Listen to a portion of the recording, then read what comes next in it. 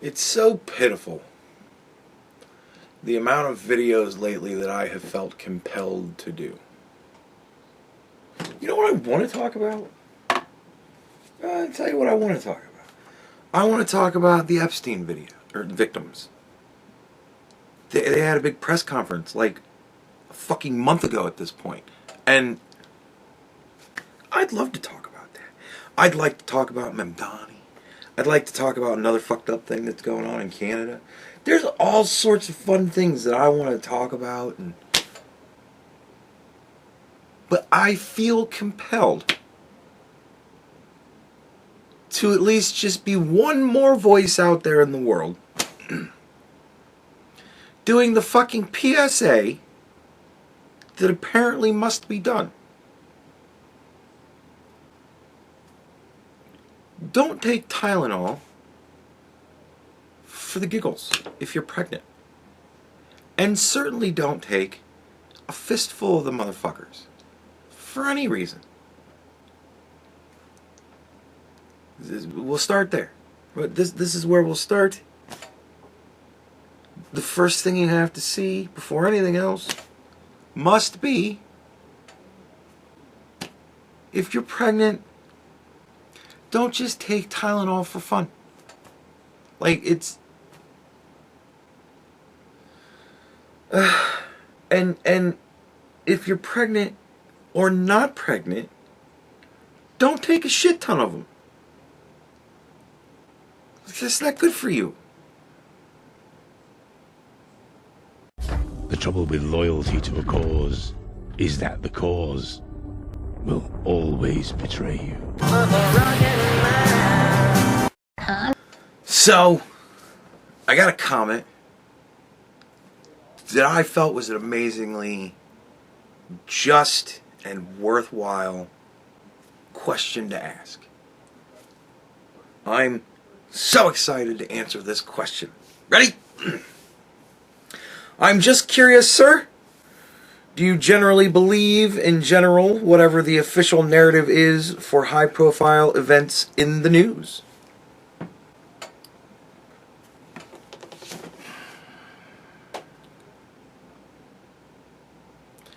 How do I put this?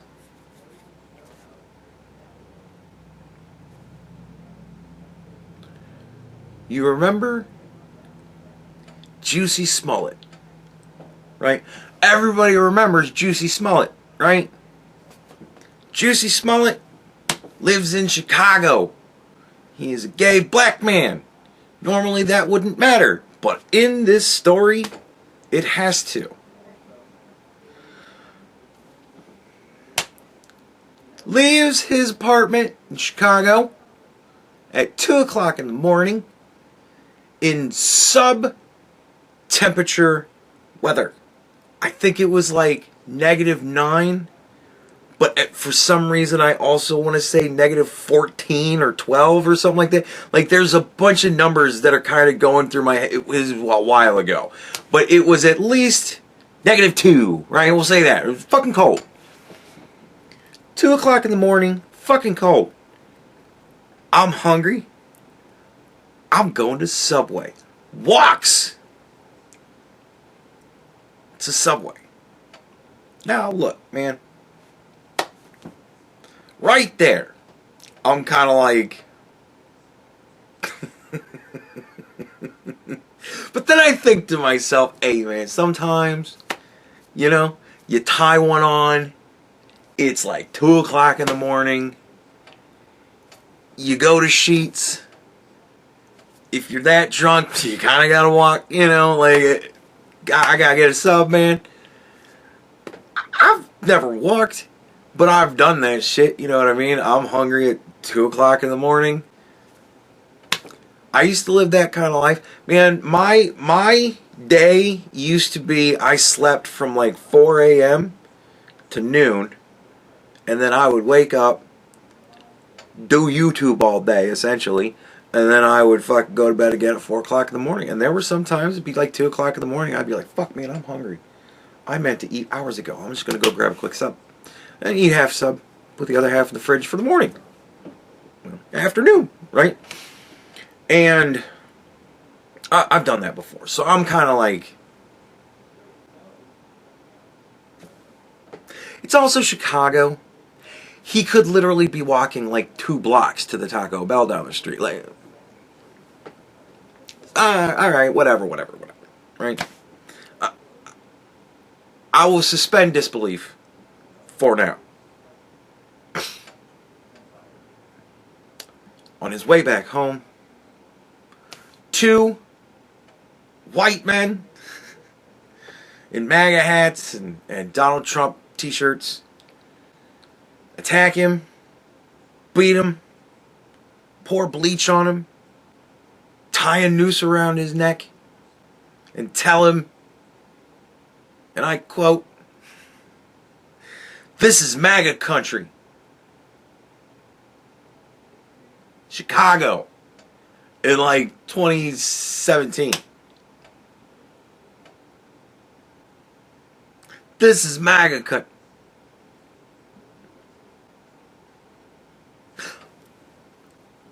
Alright, look.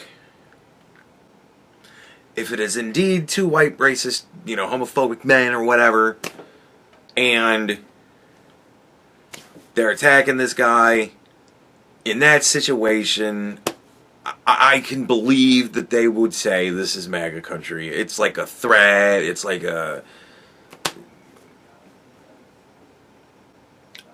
I will continue to suspend disbelief, but you're stretching me fucking thin.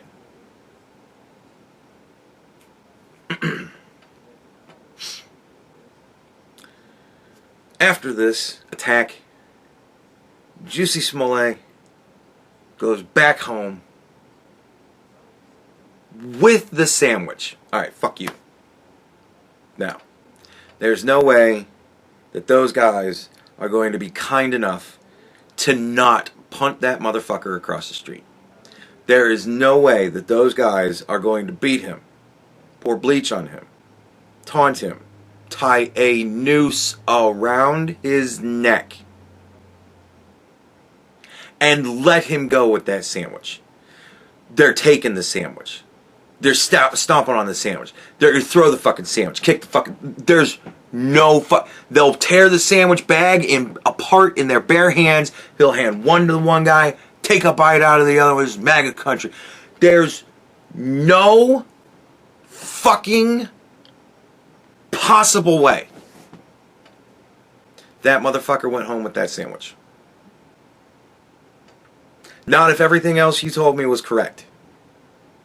If everything else is the truth, and I'm fucking thin on this shit already, twice over, no, he didn't make it home with that sandwich. Or he didn't get beat. One or the fucking other. These 2 contradictions cannot exist in the world. It is impossible. No bully leaves you food. I've been bullied when I had food. I've bullied people when they have food. Part of bullying people that possess in some way food is fucking with the food. You can't do it.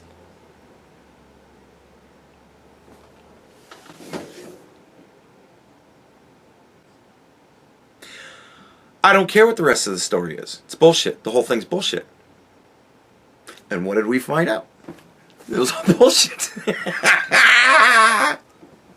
And I lost my shit. Because I'm like, of course, went home with the sandwich. You trying to pull that dumb shit on me? Fuck you, man. Like, you're talking to kids that have never been bullied. I've been bullied, motherfucker. You don't get to eat your food afterwards. Because the bullying is going to be something as so simple as, like your pudding. No fucking way he went home with that sandwich. But that was the official narrative.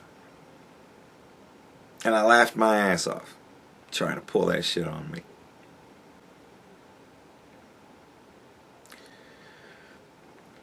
So, child raised in a conservative household, conservative parents, conservative beliefs.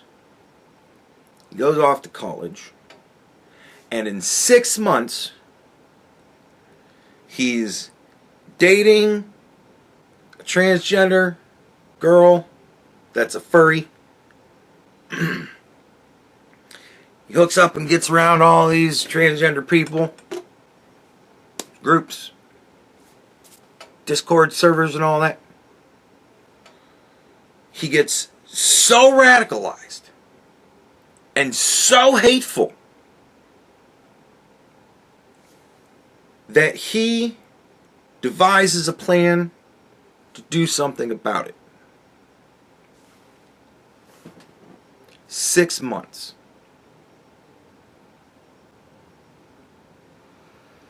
Either that's bullshit, or the Democrats have not gotten as adept as at brainwashing children as I had thought. Like, either it's a bullshit lie, or I'm amazed it took them 6 whole months. Like, that's kind of where I'm at with it.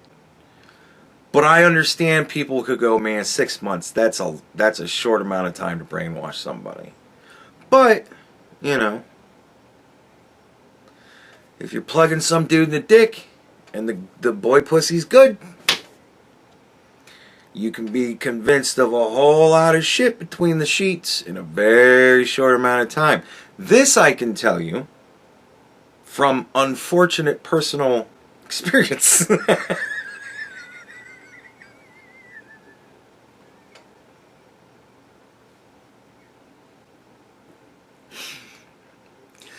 The best time to talk me into some fucked up shit is when I got a wet, flat dick.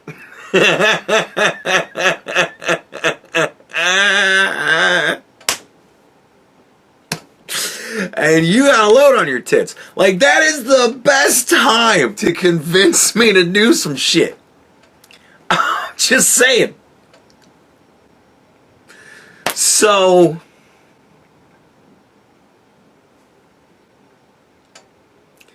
how far are we stretching belief? Are we even stretching belief as far as went out at 2 o'clock in the morning to go to Subway at negative temperature weather to go and get a sub? I'm not even stretching belief that much at this point. Right? So the kid takes a very high-powered rifle with a very nice scope that is dialed in for the distance that he has most likely in some manner or another measured out in advance. Fair enough. He dismantles it, puts it in his backpack, stuffs the barrel down his pant leg, hobbles his way to the school, somehow gains access to the roof, either inside or climbed up out, somehow gains access to the roof. Assembles the rifle, sets up in black clothing, dark clothing, on a very white roof. With a rifle. And he waits until Charlie Kirk is going to be saying the word trans for the first time, answering a question about trans shooters, and he shoots him in the neck, wraps up the gun in a blanket, runs across the roof, drops 14 feet to the ground. At this point is no longer hobbling, which kind of leads me to believe barrel was stuffed down the pant leg, because if there's any point in all of this that you should be hobbling, it's after you've dropped 14 feet. Whatever. Kid's got rubber knees. I couldn't do it. If I were to do that, my right Achilles would go, or both my knees would be fucked. I'm 45 though. I ain't 22 or whatever he is, right? Which, weird point for me, is 22 and I only had 6 months in college. Like, I don't know exactly where that all ranges or whatever. But, whatever. I don't know. Maybe he took a couple years off after high school to fuck around. To backpack across Europe and find himself. He found he was an assassin. But yeah, drops down, runs away, drops the towel-wrapped gun in the woods, runs off, goes to Dairy Queen, gets a 4-piece box and a Blizzard, and comes back to get his car. Can't get the gun because, man, there's cops everywhere. I'm lucky I can even get to my car. Leaves. At some point winds up back at Mom and Dad's, wherein he confesses to Dad that he shot Charlie Kirk. And then the dad, in I imagine what would possibly be the most crushing thing for a father to have to do to his child, calls the police. Might have even had to drive him into the station.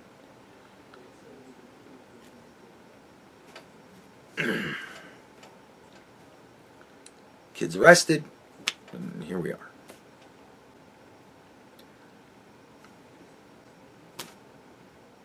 I mean, I stopped at the only point where I was kind of like,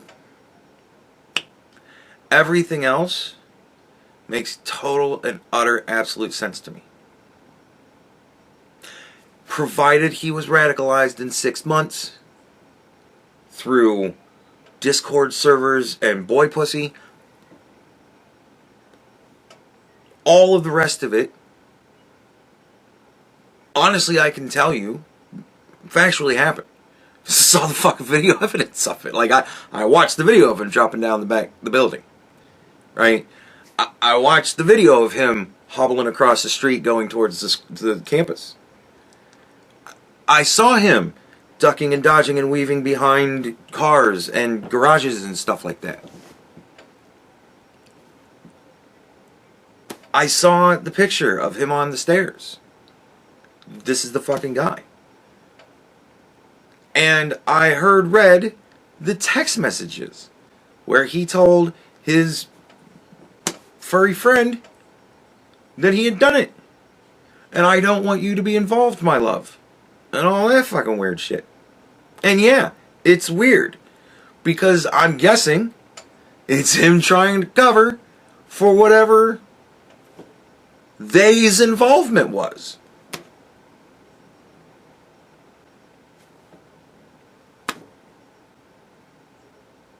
Like, everything's jiving to me.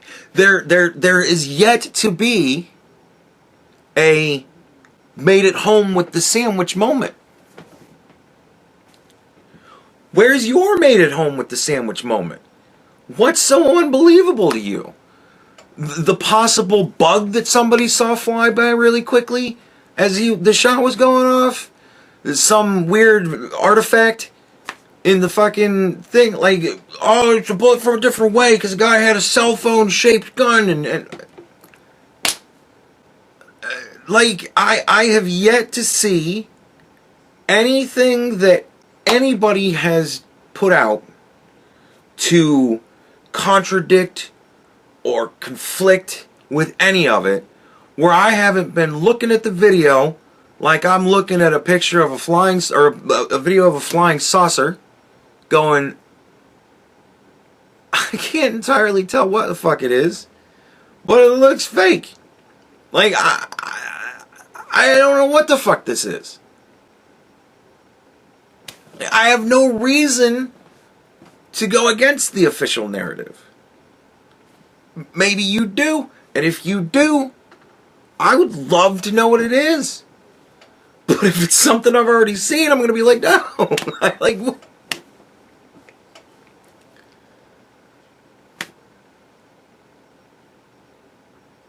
Do I also believe that a crazy old man would run out there, that would hear the shot, see, and immediately know, oh, I'm going to distract the cops? Yeah, sure, he's a crazy motherfucker. He's apparently been into a lot of weird shit.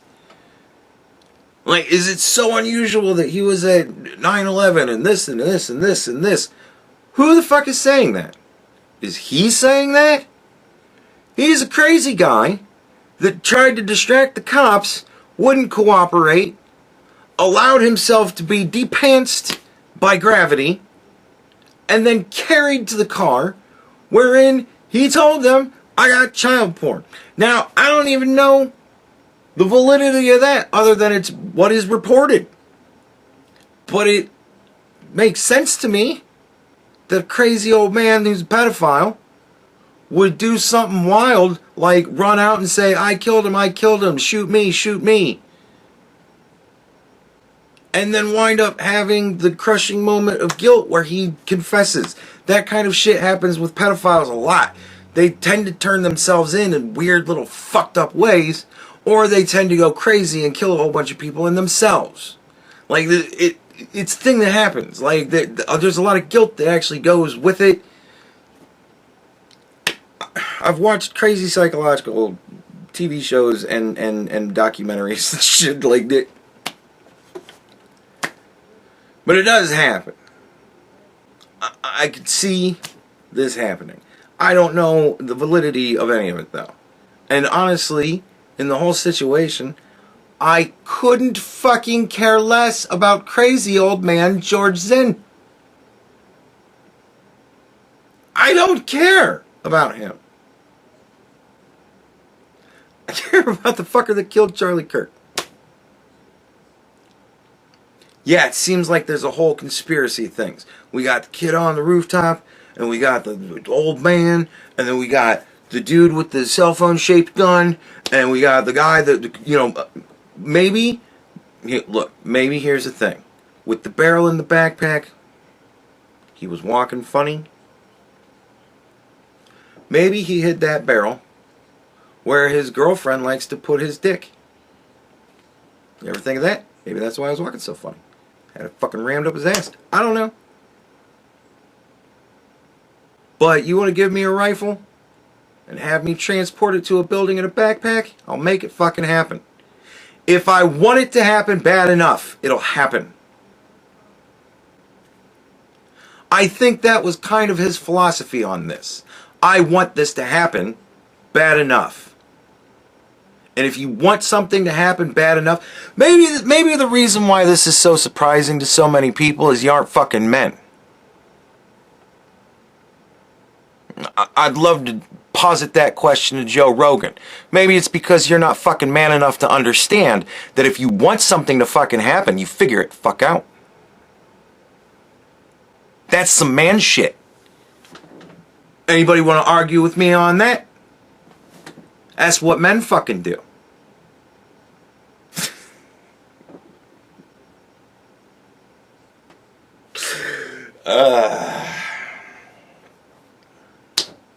I'm just saying, man.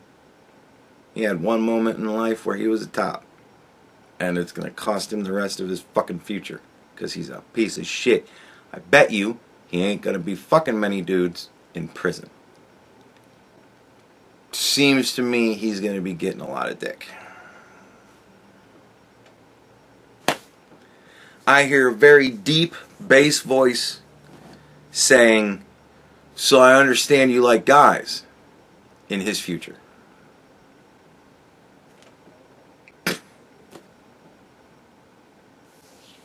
I don't know.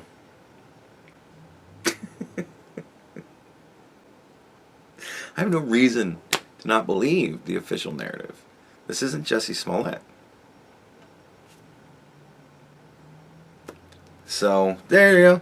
I was going to make this a warm-up bit, but at 26 minutes and 26 seconds, I think this is the fucking show. I think this is going to be a video. Another video. Oh, so many videos where I'm happy that I'm not wildly popular.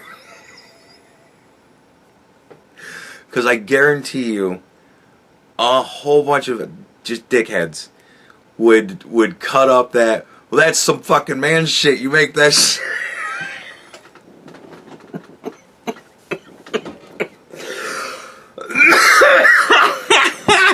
That would be clipped out so much, and I would get so much bullshit thrown at me. This is why. Now you understand? Like, Hassan should be like me. You can't just say that shit, man. Unless you've got an audience of like 20 people. Like,